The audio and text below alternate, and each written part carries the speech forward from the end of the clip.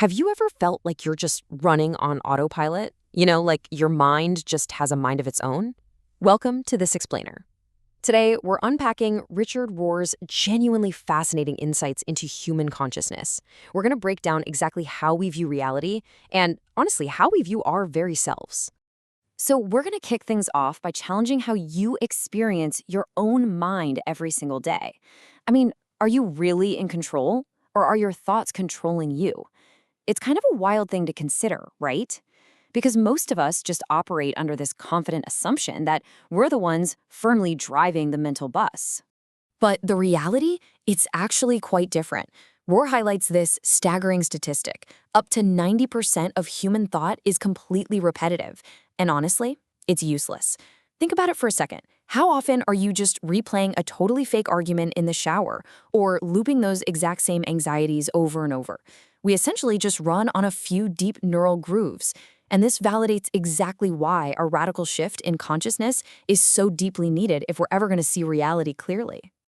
All right, so here's our roadmap for today.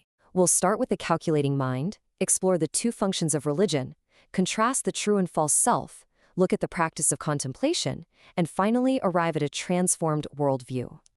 Let's jump right into section 1, the calculating mind. So we first have to identify what Rohr calls the calculating mind. This is the dominant secular worldview that most of us operate from, and usually it's completely unconscious. This egocentric mind, it reads everything in terms of cause, effect, and transaction. It's literally that voice in your head constantly asking, hey, what's in it for me? Or keeping score of who did the dishes last, or obsessing over social media likes just to feel validated.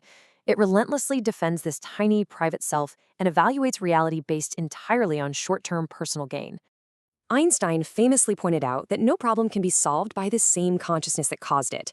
And I mean, think about that. You literally cannot use your ego to dismantle your ego's problems. Trying to fix our deep personal or societal issues using that exact same calculating transactional mindset, it's ultimately an impossible trap. We need a completely different starting point.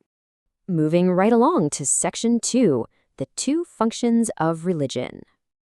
Now, Rohr brings in philosopher Ken Wilber here to explain something super interesting. He says that the initial function of religion actually builds up the ego. It provides meaning for the separate self by giving us a tribe, a clear set of rules, and a comforting way to feel right or, let's face it, even superior to others. It consoles, fortifies, and defends the self. And while this is a necessary developmental starting point, it so often just stops there. And when it stops there, it simply creates highly opinionated individuals who use religion merely as a clever cover to maintain control. But the vital second function of religion is meant to utterly shatter that separate calculating self. We are talking about delivering radical transmutation through a total letting go. It requires emptiness over entrenchment, the utter devastation of the ego rather than its consolation. It demands an absolute revolution, not just comfort. Which brings us to section 3, the true self versus the false self. Okay, so the false self is basically this fragile, constructed identity. It demands rules and legalism because it is entirely performance-based. And because it lacks a true foundation, it is highly defensive. Actually, Rohr points out that if you find yourself fuming over a minor slight, like someone leaving a dirty mug in the kitchen, for more than 15 seconds, well, congratulations. That is simply your insecure false self demanding to be pampered. It's an identity that just dances faster and faster as we age, just to maintain a desperately needed illusion of control. Listen to the really sharp contrast here.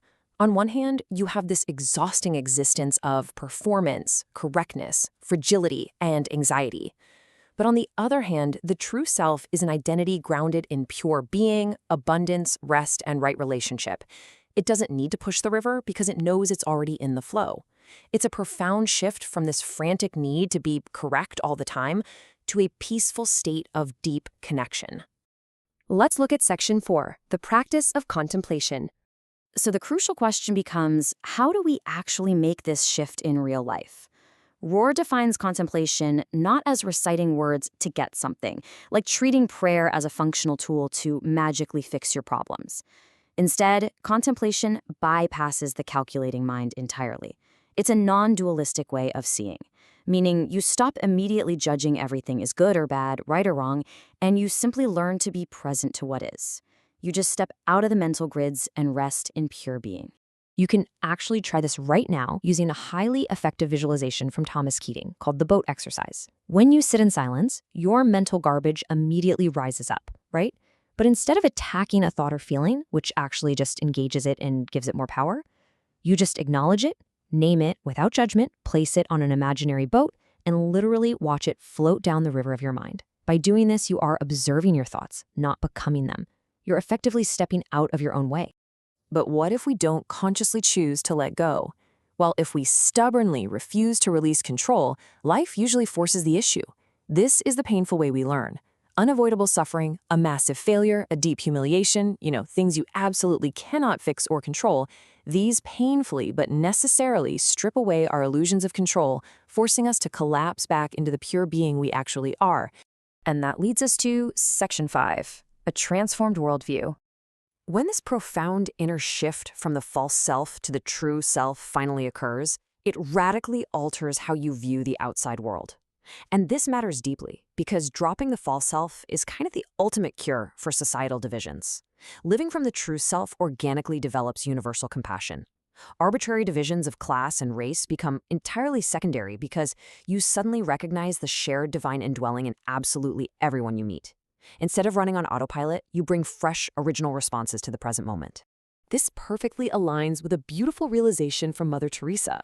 She said that a person filling a simple vase with water out of union and love brings more light to the world than a priest standing at an altar seething with anger or resentment.